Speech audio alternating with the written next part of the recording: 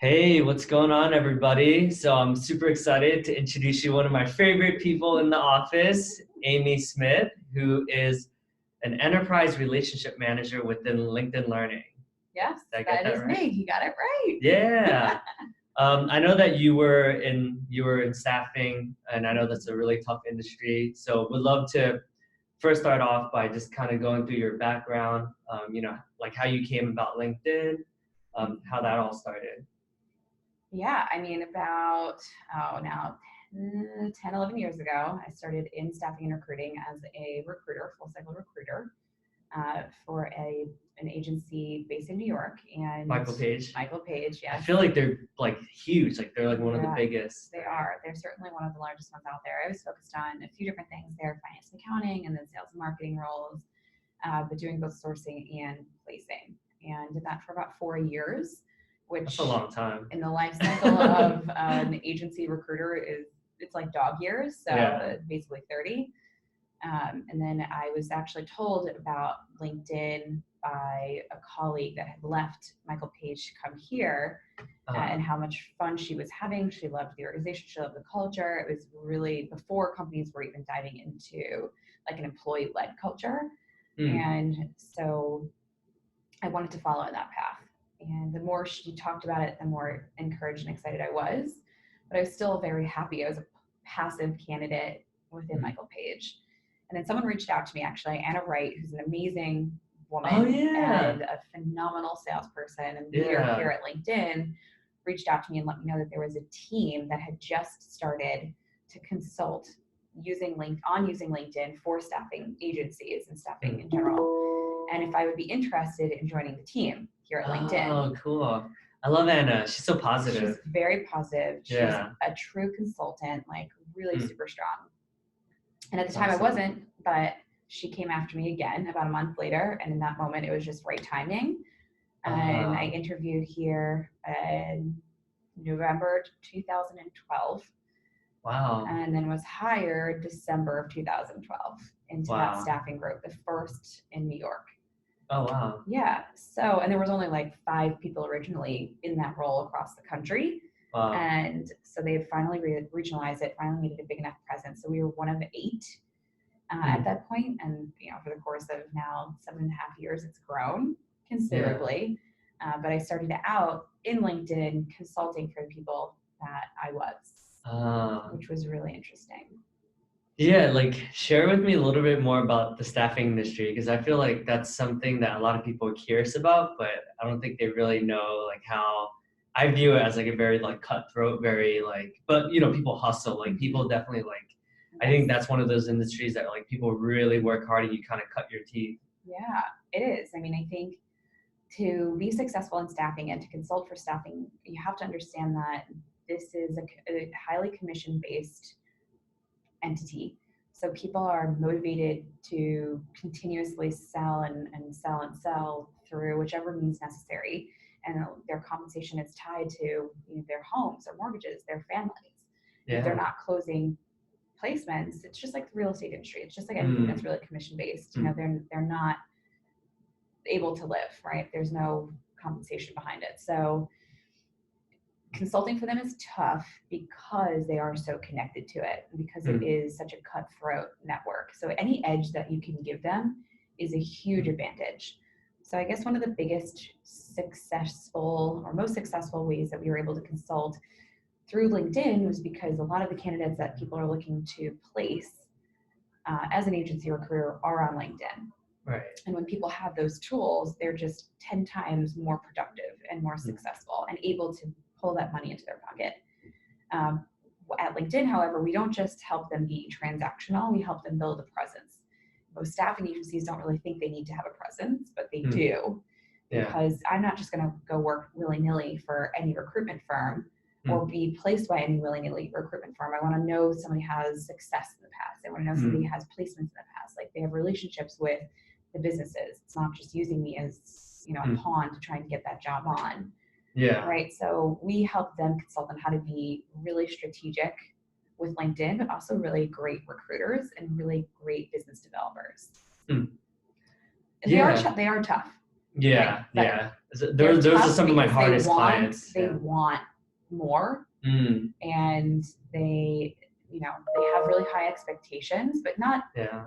out of the ordinary. They're just higher in general. So Yeah, I recently brought on a staffing agency, and it was like we I felt like we talked like every week. Like it was like you have such a good relationship, and you really, but they're like really hands on, and like yeah. it was different than most of my other clients. Like they want to know Mhm. everything. They like it was like all hands on deck. Like Yeah. everyone gets involved. It was an interesting experience Yeah, I for mean, I think sure. about it like they're trying to get the most out of every investment Yeah, because it is tied to their pocketbooks, right? So in right. a corporate world, it might just come from a budget, a line item, it's a cost. So Hmm. the incentive for them to really use the tools, like really get great at it, may not be as high as somebody who needs to use something because it's directly, tied to their compensation. Yeah. Right. Mm. So if they want to get the most bang for their buck, it only behooves them to be as integrated and in the tool as possible. So that's why their Hmm. expectations are so high. Yeah, and so it seems like you had a lot of success within the staffing and search industry. Like, what Mhm. made you want to switch over to learning? Yeah, I mean, I think that it comes down to the reason why most people have an internal mobility mindset or just growth mindset Mm, is I had reached a point where I had been an agency recruiter for a length of time, and then I was consulting for agencies for a length of time, and I wanted to stretch different skills. And I wanted to learn and develop other skills. And so for me, I value the importance of learning for mm, every individual. And taking from staffing and that experience was that placements were so valuable based on somebody having 5 out of 5 of the criteria that an organization needed for that job. mhm, And mm. sometimes there were candidates that were overlooked, or sometimes candidates didn't get the job because Mm. they had 4 out of 5. Ah, I see. And Okay. for me, I thought in order to connect with my values and stretching my skills, but also continue with my mission statement and Mm, helping people find jobs, helping people get from point A to point B, was to join our part of the organization that helped give them the tools to get there so mm. that people weren't losing Ah, placements by not having that person that had the 5 out of 5, and mm. organizations weren't losing talent because they didn't have something to help those people develop. So Yeah. for me, it was really connected to what my mission was. And it was a way Mm, for me to sidestep my already pre-existing skills selling to that part of, or that type of organization, to a corporate mm. organization on using tools to help advance their employees. It's interesting. So you saw like, and you kind of, it sounds like you had a vision that it was gonna grow, like our learning was gonna grow like much more because you were, one of like, I wouldn't say OG, but you were I was definitely the one of second class, not the the, first. okay. But there have been like 4 or 5 since then. So I'll still call myself an OG. Yeah. Yeah. So it was interesting. So like, do you continue, like, what's your vision for like LinkedIn Learning? Do you think like we just like scratched the surface? Like, Oh, yeah. I yeah. mean, until every organization in my book has a license for every employee, we've only scratched the surface. And I would Yeah. say it's still the culture of learning and democratizing learning is still very new for a lot of Mm, organizations. And having a yeah. culture of growth, and we'll call it the growth mindset, is still very Mm, scary even to a lot of organizations. So yeah. my personal mission is to make sure that all of my customers are all in and Mm, everybody has the opportunity to learn. And until that happens, I'm not going anywhere.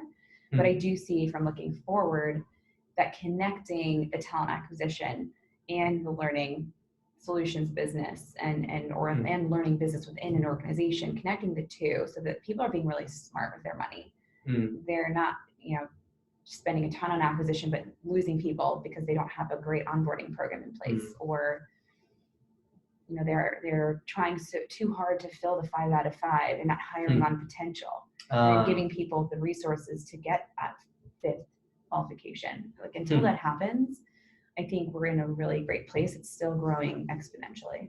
So it sounds like you're very clear on your focus, right? Like I feel like did you always like have clarity? Like I guess like what, because it seems like even when you were in staffing or as a consultant to staffing firms, like Mhm. you were very clear on like your why. Yeah. And so my why is very similar to what LinkedIn's why is too. Mm. And I think that's why I love this company. And I think that's why I've been here now 7.5 years and don't really want to go anywhere else unless they kick me out. Because I think it I don't think that's aligns, happening. maybe, we never know. But I think it really does align with my value, my culture, and like the way I see opportunity. And I read a lot of books on why and how people succeed. And I think a lot of that is because not only just timing and like right place, right time, but I think it's a lot in how you use resources. I think it's the determination to use those resources. And so, something that's also important to me is opportunity in other areas that don't have it necessarily, or maybe there's just an impediment to getting from point A to point B, and whether that's a younger generation or maybe it's an older generation, maybe it's, let's just say lower income areas that don't have that ability. And so for me, I feel like my goal has always been, how do I help people how do I consult? How do I help people get the resources they need to be successful? How do I get them the job? How do I get them this that can promote them? How can they promote themselves? How can they coach themselves? How can they see their ultimate opportunity? And so aligning it with LinkedIn, connecting the world's workforce to make them more productive and successful is pretty much it. So that's interesting. So I'm sure like when you were like in college, like at Penn State, like that's not what like came to mind, right? So like how did you know, like what advice would you give to younger people? Maybe they just graduated from college. They're sort of evaluating like, hey, what career path should I choose? Because I feel like a lot of younger people, they're not 100% sure, like, because right now it seems like you're very clear on your why, but what advice would you give to younger people? So it's a great question. And I think it's so different for everybody, because in college, I didn't know shit. And I don't know if I can curse on this, but like I didn't really know what my mission truly was then. Right. In my mind, I wanted to, and what I went to college for was producing events. And so I wanted to be an event planner, and I went to college for it. And then I ended up moving to Las Vegas to work for Caesars Entertainment to do this. Like, that was my whole goal, was to help people throw these events for like an SK for an organization. That was my dream. Yeah. And then I realized that dream wasn't what really aligned with my values, because I didn't find it to feel gratifying for whatever reason. And at that time was the recession, so 2008. Okay. And for me, again, it just was like a momentary thing that happened where it's not that I got laid off. I still had a job. I was still successful in that role too. But I wanted to go back home, and I came back to New York, and I was looking for a job through a headhunter, through Michael Page. Oh, that's why. Okay. And they said, have you considered being a recruiter? You had a bit of a sales background. And so I was like, not really. But I was recruiting in 2008, 2009, 2010, when shit was really tough. Oh, wow. Yeah. And so it broke my heart a lot of the times when I would meet with people that had had a job for 20, 25 years. But all of these organizations wanted were fresh, 20-year-olds, 22-year-olds. And it kind of led me to believe that the more opportunity someone made for themselves, the better resources that they had. Like I never wanted to be in a position where I was 30 years into a role, and then a recession hits, and then I'm forced to leave. That makes a lot of sense now. It's cool that how you figured that out though, right? Because I feel like when I did staffing, and it's funny because like you reached out to me like this was a lot of years ago when when you were working with staffing agencies at LinkedIn. And I remember like I didn't make that connection. Like I didn't think like I also felt like that was the hardest part of the job, where it was heartbreaking when like there were all these people that didn't have the skills in order to even get the interview, right? So, but I didn't make that connection then that like, oh, I want to train those people, right? I was kind of more like just like, oh man, like this is hard, like I can't do this, and like that was all like I thought about every day. So it's hard. And I'm even thinking back on it, if I had LinkedIn Learning as a recruiter, I would have been 50 times better Yeah, at true. recruiting because I would have understood the language that a lot of these people were talking. And when I was recruiting for finance and accounting, I didn't know anything Yeah, about yeah. what they were talking about. I just was taking guesses at buzzwords, and I was having conversations with clients like, I think this person would be a great fit. Right. And they're like, why? I'm like, I don't know, you know, I think I thought they were cool in person, you know? So I probably could have been much more successful if I had LinkedIn Learning as a resource to teach me how to speak in the same language as these people. Yeah, it's interesting. It's cool just hearing you say that. Like, it's making more of a connection because, like, even with me, like, I've only been at LinkedIn for like 7.5 months, but I've taken like 155 LinkedIn Learning courses already. Wow. And like, I've grown so much from those courses, but then sometimes it's hard for me to translate that into like when I'm actually meeting with clients, right? But yeah, like from time management, from saying no, like just prioritize like calendar management, like it's all improved, but sometimes like I kind of take it for granted that we have this amazing resource. But it's really because like actually I put in the effort, and when my manager says like, hey Davidson, you should work on prioritization, like, you know, you should work on calendar management. It's like I go straight to LinkedIn Learning. I'm like, all right, I'm taking like all those courses, but it's like sometimes it's hard for me to like connect the dots, you know? Well, I think it's a progression over time too. You know, and Right. every little bit helps. So even if you're not like a changed person after one single course, like you're still, it's practice. You're still hearing it. You're still beginning to connect those dots. Or it could happen like that. It could just be like you wake up one morning and you're like, oh wow, I totally know how I'm going to negotiate next with this customer because I've heard it, or I've listened to one negotiation course or 2 negotiation courses or 3, and like that third one was the one that turned the key for me. Yeah, you're right. It does take like a few, like it's definitely more gradual. And not to cut you off, but the fact that you're even doing that, it shows that you have that growth mindset. You have the desire and willingness to put that time in, which is not the same for everybody. Right. Yeah. I mean, but to be clear though, like I feel like there's still a lot of things like I could do better. Like like I just had a conversation with my manager, and then there's certain areas of my sales process where I didn't have a growth mindset, and like it hit, like when I did realize that, like I was like, oh my god, like I'm such a hypocrite, you know. But like what we talked about this in the past, like I'm still human, like I'm not perfect, so I know like when I was going through some hard times, like you gave me some advice, and it definitely helped me. But yeah, like there's certain areas where I'm like, okay, like I definitely did not have a growth mindset there. That's okay. You learned.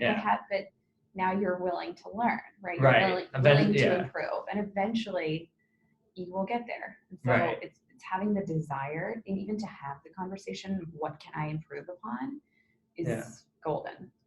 Yeah. Don't ever stop. So if anyone needs any advice, you got to hit up Amy. She's really good at giving advice. All right, sure. Yeah. Come on, what else you got for me? So would love to. I mean, so it was funny. I see that you have all these awards at your desk, but I think the last one was the Enterprise Attainment Leader. Could you share a little bit more? Because obviously, like you're not like going around being like, I'm the Enterprise Attainment Leader, right? Oh, I am. Or at least like I didn't really know. Maybe because I'm on the account executive side, you're more on the relationship management side. But like tell us a little bit about how you got that. And like you said, I'm sure it's like more gradual. It wasn't like one day like I'm the best salesperson. Like, how did all that happen? Well, by definition, I had the highest attainment for an RM3 across NAMR. Not bad. That's neither here nor there. As you know, I came back from maternity leave at the beginning of the year, beginning of fiscal in July. Yeah. And so I had no pipeline built. I've been out of the office for 4 months, and I mean, I really wasn't doing much pipeline build before I left either. So I had a chip on my shoulder when I got back. And the funny thing about becoming a parent is that you're automatically pushed into time management 101. And you really do have to prioritize. So if you're wondering how to prioritize your time, have a kid. Because it really is like a fast track to figuring out how to spend a lot of time focused at work and also on your family. But having a chip on my shoulder was really important because I didn't want people to say things like, oh, she didn't do well because she was out on mat leave. I wanted people to say, in spite of her being out on mat leave, she crushed it. Wow. And I worked towards that goal every day. And I put it on paper. I put what my attainment percentage was that I wanted to get. And I worked backwards on how much money and how many deals I would have to close in order to get there and who I could plot to help me get that number, which I think is what has continued to push me towards success. Like I have also learned how to be less emotional around deals because I don't have the time, right? If you're not going to buy, if you're not seeing this vision, done, move on to the next. Interesting. Okay. You know, there's small fish and then there's big fish. Yeah. And so that's smart. Instead of overthinking about the deals that didn't go the way that I hoped they'd go, I would think more about other things that I had more control over. And so that really pushed me to close smarter deals quicker and get from 0 pipeline in July to 134% of my number in half. That I feel like that's some really good advice. Yeah, I feel like that alone, like what you just said, is like, I wouldn't say like the silver bullet, but I do like when I listen to like a ton of sales podcasts of like people that, you know, W2 over $1 million, and that's like the one common theme they say, which is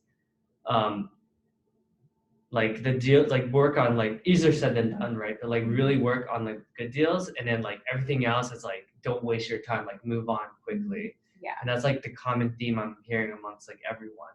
It's hard, right? Because you want to dissect everything. You want to know what you did wrong. How did they not buy? You put so much work into it. Yeah. But that gets you nowhere. Right. And it just pisses you off, and it prolongs your sales process for other things that could really materialize into something great. And so I actually read a book called Grit. And if you haven't yet read it, it's amazing. And it talks about the science behind how people succeed. And is it talent or is it grit, which is basically like, we'll do anything it takes to get there. And the correlation was that grit is what matters most. And so if you think about, you say working hard or doing all of things, coming in early, maybe even leaving late, like that's all very important because I did that years ago and I don't do as much of it now because I have a family and because I want to see my daughter before I leave in the morning instead of being here but early. Yeah. And I try and do as much as I can, be as productive as possible during the day so that I can leave here at 5 o'clock or earlier. Yeah. But I feel like you also do it while having fun as well, right? I think that's just my personality. I hate not having fun. I feel like that's kind of what's missing in general. Like, because I do feel like I've been a part of a lot of different sales cultures. And I do think like, yeah, there's like a lot of people that crush it, but like, for lack of a better word, they look fucking miserable, right? But I feel like you do it with like grace and still with fun, where it's not like, I'm not talking to anyone else, you know, because there's like people that crush it, but like they don't even talk to anyone. And there's people like you that actually has fun and laughs and smiles and does it while, you know, 134, right? It's like, that's the difference, I feel like. And I'm sure like, so that's probably hard to kind of. It's hard to talk. I don't know how to give advice on that, but so, I guess like, what's your philosophy around like, because I feel like Garrett is similar where like he also has like fun. I feel like that's why people gravitate towards you guys.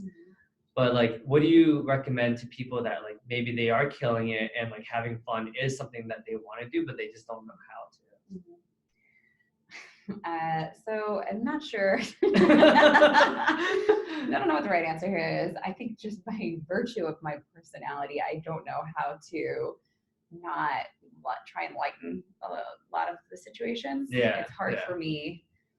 It's hard for me not to talk to people. Like if somebody's walking my desk, I'm talking to them, and I probably could be doing more focusing and more hard work, but I thrive on connection. I thrive on building connective tissue, and I really do love socializing so much that on one hand, it could be great for me and great for my business, and that's why I love going on site to client meetings, because I think that I don't know if that's something that you can teach, and I don't know if it's something that is to everybody, or you can develop this way about. And that is, I'm not saying like I'm so special and oh my gosh, everyone should be me. But I think just innately part of my personality is like trying to get everybody to smile, trying to get everybody to laugh, like trying to have a good time, try not to take yourself too seriously. Yeah.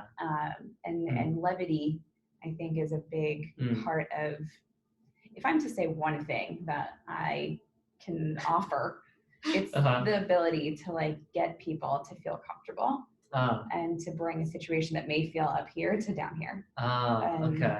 I think that's valuable. Yeah. You know, call out the elephant in the room. Like, yeah, and throw a joke, make fun of yourself, not be so self-deprecating, but everybody feels uncomfortable. I feel like everybody has that chip on their shoulder. Everybody has that anxiety when they walk into something, right? Especially a meeting, especially a phone call. And so I think if you can break the ice by just calling something out that is obviously uncomfortable for everybody, it makes the conversation so different, right? Because people are expecting you to just be business, business, business. And so if you can like turn it by still being professional, right? Like, I'm not going to talk weirdly about certain things, but you know, having that approach has helped me a ton in getting people to not feel so uptight. That's interesting. And was that a skill that like you always had, or is it sort of like you had to learn? Like, did you have mentors that taught you that? No, I don't know if it's a skill I always had, but I think I was so awkward growing up and so painfully uncomfortable walking into meetings that it helped me. It helped me find that like similar playing field. And so I found humor, and I know like the humor award is LinkedIn and I lean on this for everything, but you know, it helped me feel less uncomfortable. And so that became my entrance into connecting. So talk a little bit more about, you were awkward at one point. Like, I don't know if we want to talk about that. Like, did you, in your head, did you think you were awkward, or was it like, were you actually awkward? Oh God, I was so awkward. And I tried so hard to be like this vision of something and like professional, and like I wasn't. And I went to Penn State, so I'll preface this by saying like I went to a party school that's still anchored on doing well and had a lot of strong culture and values, regardless of what the news says. But I think it was a work hard, play hard culture. But I was very much so trying to be the work hard person for a very long time, and like be this image of a businesswoman. Like, you know, I thought that's how people would take me seriously. I see. And I'm shorter, on the shorter side, so like I had that chip on my shoulder, and so I like tried to wear heels all the time and like wear suits all the time, and I think that really did me a disservice. And so once I finally started being more myself and started leaning more on like, how can I make this less awkward, it worked for me. Interesting. Okay. Yeah, I feel like it's interesting. Like, a lot of people, like, where they get their strengths, like what you're really good at is what in the past, like maybe you weren't as good at, right? So then it's like a way of us like being successful. Overcompensating. That's interesting. Yeah. What else you got? Cool. The last couple questions I have for you is like, tell us about like what's your favorite part about working at LinkedIn? I mean, people. Easy answer. I love coming to the office. I love the talent that LinkedIn hires. I feel like everybody's open. It's very rare that somebody does not identify some way with somebody else. And nobody feels pressure to like be someone they're not. Maybe I don't feel that way. Yeah, that's true. It's pretty genuine here. Yeah, and I feel like there's so much opportunity, right? And I think you're given all these resources and all these tools, and it appears to me at least that they really do care about the people that work here and helping them to improve and helping them to feel included. And even groups that you're in, like Leah and Big and everything, like that's a resource that not a lot of companies have. And you know, that's important to me, like having that outlet, being able to connect with other people that help you feel more included, you know? And so the free food doesn't hurt. Yeah. It's hurt my belly, but in general, I save a ton of money. Yeah. But I genuinely love working with people that want to get better too, and like want to succeed and want to help me succeed, and Yeah. me want to help them succeed, right? Like you having something like this is important because not many other companies would think this was a great thing. They would be like, why is this guy doing this? But for you, you have this platform to be able to do this and share it amongst your LinkedIn network and like it be valued and praised. Right. Right. Yeah. Cause actually that's a good point. Like in the past, I'm not gonna say like which companies, but they would be like, don't do that. Yeah. You know, whereas like over here, like, you know, like it's definitely like more acceptable where they're like, this is Davidson being Davidson, you know? Yeah. And even the weirdest people can be celebrated here. And even like the most crazy people can be celebrated here. And so, you know, I genuinely believe, and I also think that the mission, like connecting it back to the way we acquire businesses and how we integrate with businesses that we internally have already, it keeps leaning back on how do we help to, you know, connect people and create more opportunity. So that's awesome. And I also have well, yeah, thanks for sharing that. Like I've noticed amongst like all the most successful people, whether it's like Andy Linder or like Brian Mullins, or you guys all have like a sort of like connectedness that's like, you're so passionate about LinkedIn that it's like, it's very obvious why you're successful, right? I think everyone, I would just say, you know, let's say like middle of the pack people, like they're not as like, you know, they don't think holistically, like how can I benefit like all the members of LinkedIn? You know, it's more like, well, how can I like make like an extra $1,000, you know? So I do notice that as like a common trend amongst like all you guys. So what I think really also helps too is if you really believe in what you're selling.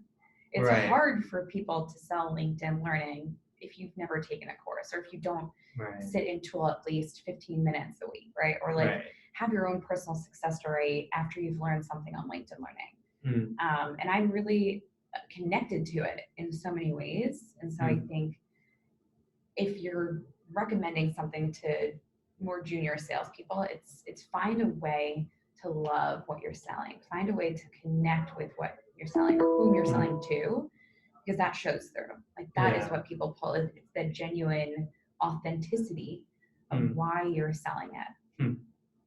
Yeah, and then people can, because people are smart, right? I think sometimes as salespeople, we think like we can like BS people and stuff like that, but we're working with executives, right? So, you know, like I feel like people could definitely like tell like, all right, like does she actually like care about this product? Yeah. Or, you know, or is he kind of just like saying it just because like, you know, yeah, like people can definitely like flesh that out like real quick. Yeah. Yeah. What else? All right. Yeah, and the last question I have for you, I feel like that, you know, LinkedIn is growing so quickly. You know, I feel like every day like I'm meeting someone new.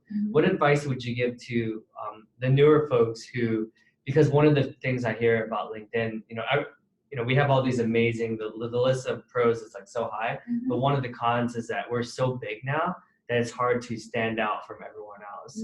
So what advice would you give for new people who maybe, you know, like have trouble like being able to differentiate themselves than the rest of their peers? I think it goes back to being authentic. Yeah. I mean, we talked earlier about how did I differentiate myself? It's by being myself, right? Like, nobody is like you. Nobody is going to, you know, the next person isn't going to be like you. And so I think if you come every day and you just be your best self, literally, it sounds cheesy, but like be your best self and celebrate other people. Like the best type of people celebrate their peers. And the best type of people are real teammates and collaborate and going by like the transformation, collaboration, integrity, humor, like all the values that LinkedIn has. If you can self-identify with each one of those and figure out like how it aligns with yourself and your personality and then bring that every day, you'll stand out. And I genuinely think that ethic is really important and continuously trying to improve, continuously trying to grow. That's how you'll set yourself apart. Okay. Well, thanks for sharing all your insights. This is really helpful. Just to recap, like the big takeaways I've gotten, I think is definitely like double down on your strengths and just we all have our own unique strengths and weaknesses, and like, but at the core, like you should know like who you are and sort of like why, why you're doing something, whether it's being a salesperson or account manager. You really like get to the core of like, what does this actually mean? Like, is this something that actually fulfills me, or am I just doing it just to pass time? Mm-hmm. I think that's huge. I think like being good with your time management. So whether that's like having a kid, Yeah. or The key. or yeah, The number key one to advice: success. everyone go out and have Yeah. kids. Oh yeah. Key to success. But no, but like you just like really like like prioritizing your time by working on like actual like real opportunities, and like not wasting time with like the B's, C's, and D's, or whatever you want to call it, like things that maybe not worth your time. So Yeah. yeah, I'd say that you nailed it. yeah. And then anything else that you would like to add? Yeah, I think that's it. I really do think you've captured it all. My personality very well.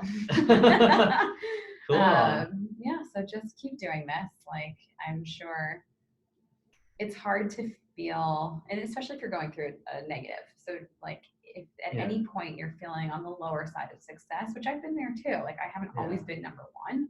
I've been the last. And I think just always having that clear vision of what your goal is, and then put it everywhere, write it down everywhere. Yeah. Like my computer password to log on a few times ago was like Club Winner 2020, Club Winner 2021, That's Club so Winner cool. 2022. So like I consistently reinforce what my goals are by having something every day that I look at that reminds me why I'm here. I love that. That's so smart. I might have to steal that. Yeah. I'll let you know if that works. I hope it does. If it doesn't, still working on it too. Cool. Thanks, Amy. Anytime. But,